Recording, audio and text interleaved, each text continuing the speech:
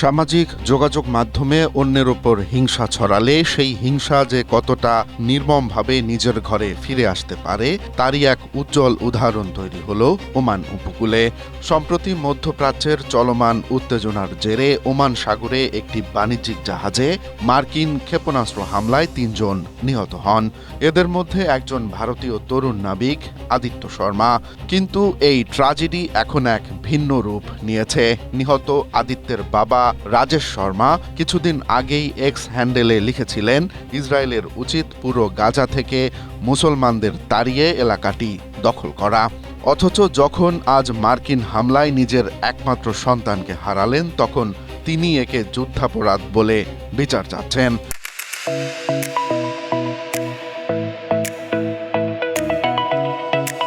এই ঘটনার পর সমালোচকরা একে কর্মফল বা কার্মা বলে উল্লেখ করেছেন। অনেকে আবার সমবেদনাও জানিয়েছেন। কেউ কেউ বলছেন, মতাদর্শ যাই হোক, সন্তানের মৃত্যুতে বাবার এই কান্নাকে উপহাস করা উচিত নয়।